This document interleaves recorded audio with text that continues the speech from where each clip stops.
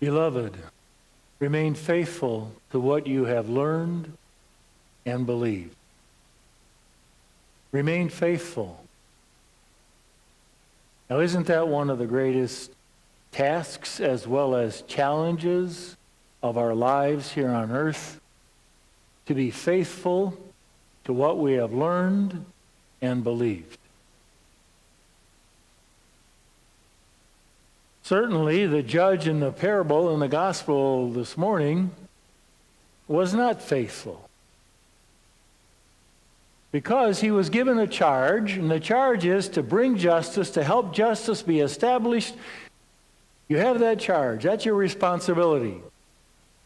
But somewhere along the line, any character like his gets tempted to do otherwise. Someone comes and offers him a bribe, and maybe one day he says, that's a pretty good bribe, I think I'll take it. And so he I'll just do it, just this once.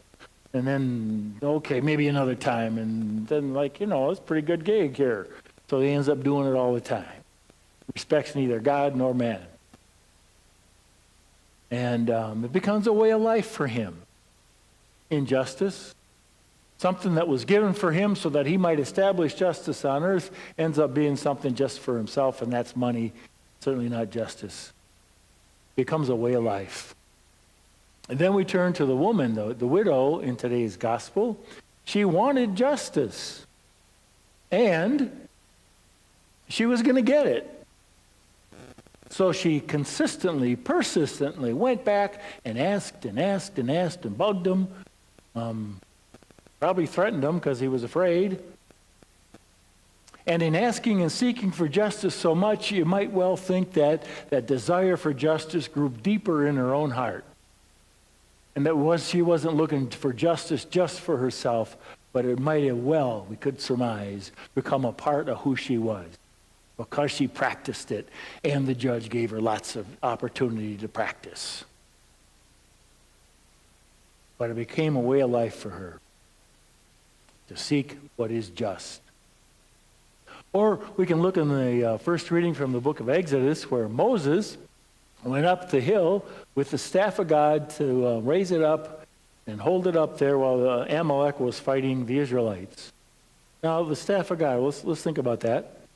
One of the things we know about the staff of God is that when the Israelites escaped from Egypt, they came up against the Red Sea, and then the Egyptian army on that side, and it's like, oh, we're going to die. And then God says, take the staff, put it on the Red Sea. Like, yeah, what good is that going to do?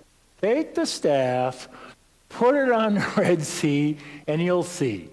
He did. Sea opened. They walked through it. They got safe to the other side. The Egyptians followed. They got drowned. Pretty good. What a good trick. Okay. Next thing we know about the staff is later on when they're in the desert, kind of wandering around, thinking they're going to die of thirst. What'd you do? Bring us out in the desert just so we could die of thirst? God says, take the staff, hit it one time on the stone, and water will come forth.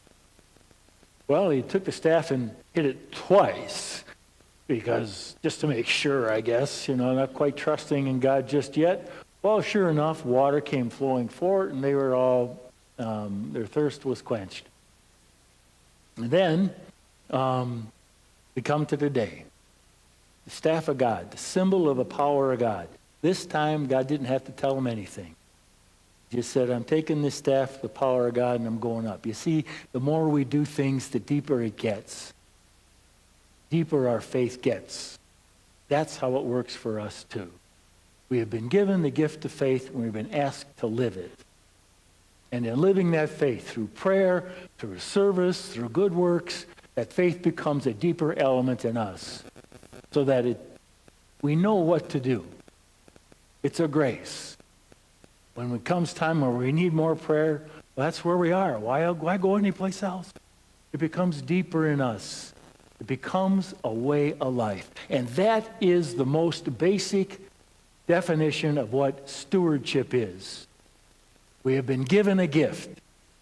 We live that gift, and we share it with somebody else. And when we do, it deepens our lives. So I've asked Chad and Emily Dahl just to tell us about a little bit of their experience of what living their faith has meant for them. Good morning. Whew. I still can't believe that we're up here. My name is Emily Dahl, and this is my husband, Chad. Like many of you, we lead busy lives between working full-time jobs, raising our daughter Sadie, and volunteering. In addition, Chad plays seasonal sports, and I recently went back to school part-time.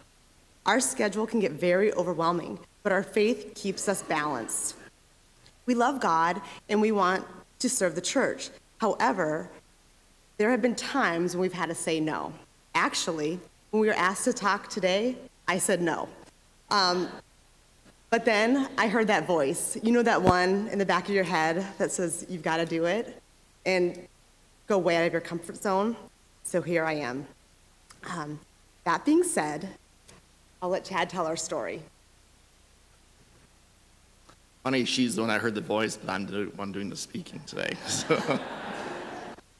So for the last 43 years, I've called St. Bonaventure home. I grew up here in Bloomington, was baptized, received my first Holy Communion, attended weekly CCD classes, was confirmed, and even was married at this altar.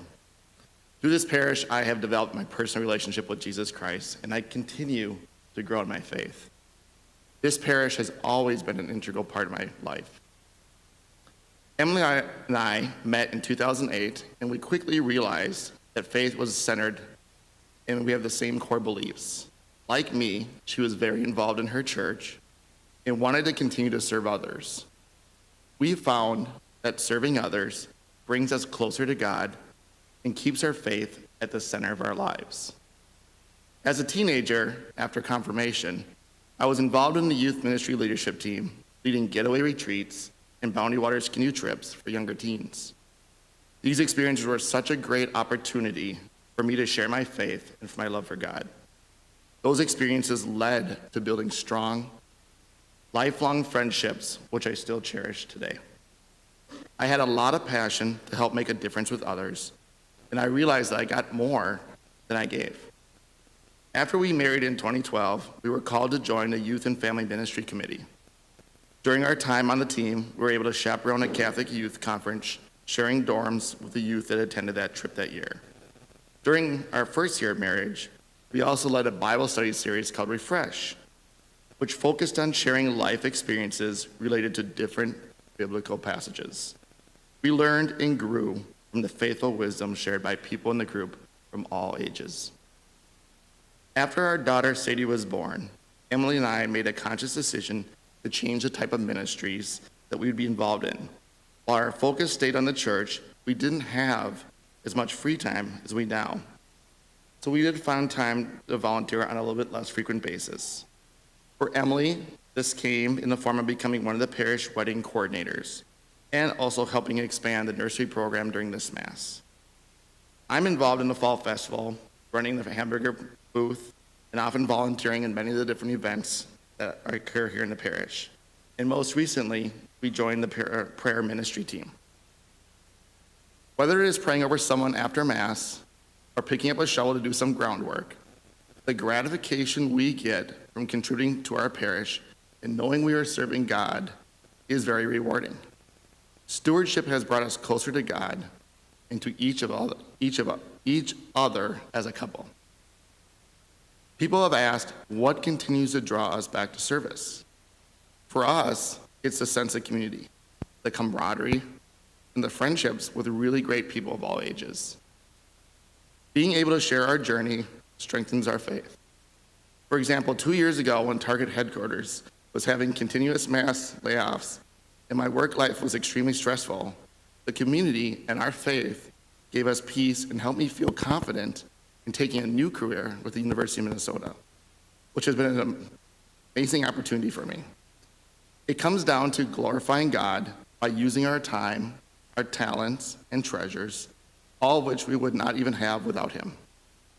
The purpose of us sharing this with you today is so that those of you, like us, who lead busy lives or don't know what you can do, know that serving others truly brings you closer to God and strengthens your faith.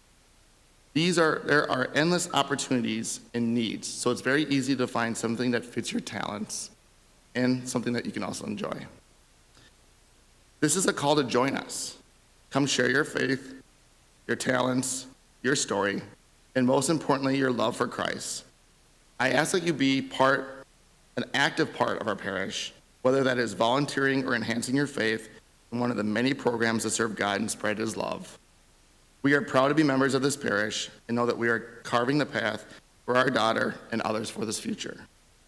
Emily and I thank you for allowing us to share our story today, and we look forward to hearing your journey.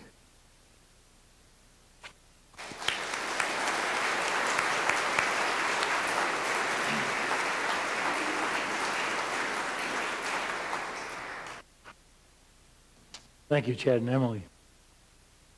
Jesus said, when the Son of Man comes, will He find faith on earth? The more we take the faith and appreciate the faith that we've been given, the more we live it. Prayer and through actions, through service, the deeper that faith grows in us, and the more satisfaction we have in living our lives and knowing that we're giving it for something. Our time here makes a difference. So if we continue to do that, live with the faith that we have, let it grow deeper in us, there won't be any problem answering that question. Will there be faith on earth? Yes, because we live it.